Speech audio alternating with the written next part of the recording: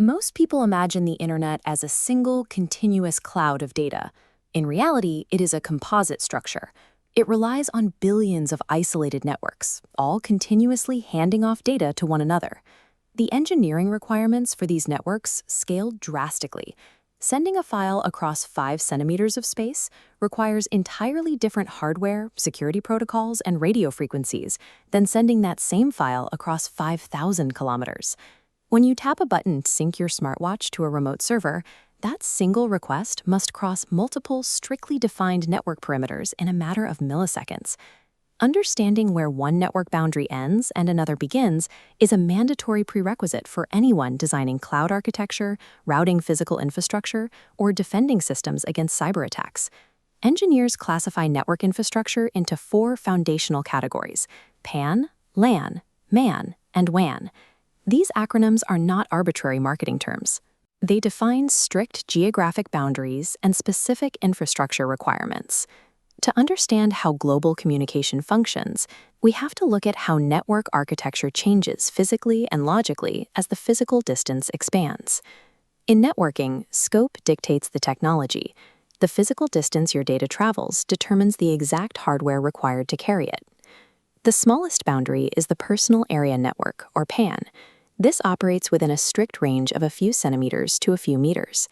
A PAN exists to let individual devices communicate locally. Your phone, smartwatch, and wireless earbuds use this network to form a continuous personal ecosystem without relying on external internet routing. At this short range, devices rely on localized communication technologies like Bluetooth, near-field communication, or direct USB connections. Because the physical range is so restricted, a PAN typically uses simple authentication. A device usually just needs to be physically close and paired once to maintain trust. The personal area network is the starting point for modern digital communication. It handles the initial interface between human inputs and localized data processing. Expanding the geographic scale brings us to the local area network, or LAN. This covers a relatively small physical footprint, like a single home, a school, or a corporate office building. A LAN allows multiple connected computers to share localized resources. 50 employees can access the same internal DNS, print to a shared printer, and pull files from a local storage drive, entirely bypassing the public internet. Looking at this historical lab environment, you can see the heavy reliance on physical Ethernet cables. Ethernet provides the high-speed, low-latency, and highly stable connectivity that enterprise LANs require to function securely. Retail operations utilize these local connections to integrate payment terminals into dedicated LAN ecosystems. This architecture keeps transaction data secured within the building's internal servers. But a LAN is defined by its localized geographic scope, not by the presence of physical wires.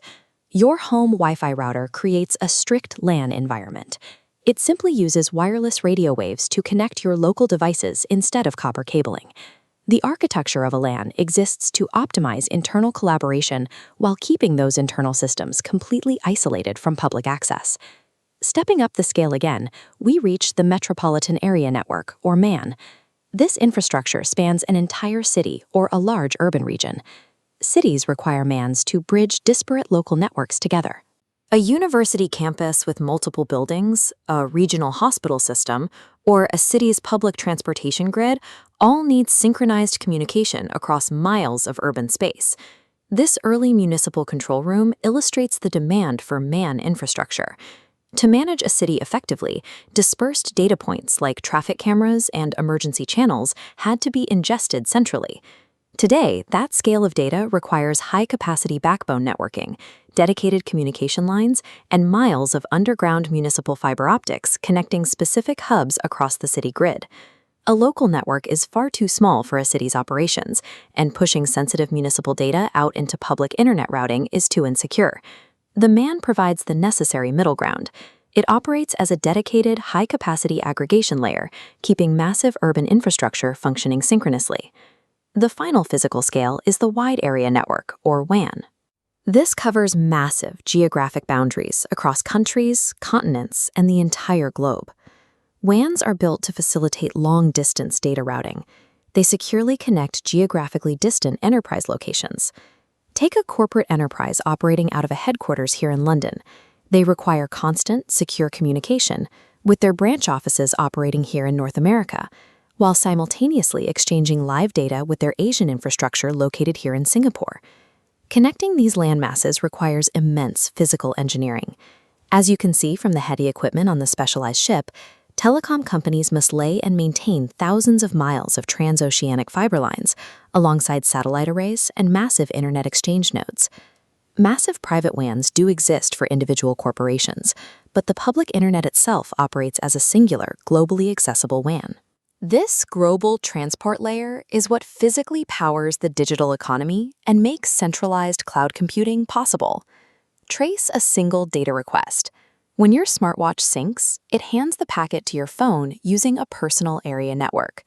Your phone instantly routes that request into the building's router, traveling over the local area network. The modem pushes data to your internet service provider, navigating municipal fiber via the Metropolitan area network. Finally, the ISP routes your packet across an ocean via backbone infrastructure to a remote data center, utilizing the wide area network. Modern cloud computing works specifically because these four distinct network architectures hand off data to one another seamlessly, usually in under 50 milliseconds. For IT professionals, these borders are where infrastructure is managed. Network boundaries dictate exactly where cybersecurity engineers map their defenses and where cloud architects place their redundancy protocols. The exact point where a LAN connects to a MAN and where a MAN connects to a WAN is where enterprise firewalls are deployed and heavy encryption protocols are enforced. While these four categories provide the structural foundation of networking, physical perimeters are rapidly blurring. Edge computing, smart IoT devices, and 5G cellular systems continuously stretch the definitions of local versus wide area communication. Now that you understand the physical borders of these networks, we can address the next major engineering challenge: how individual devices actually identify and locate each other across the globe using IP addresses.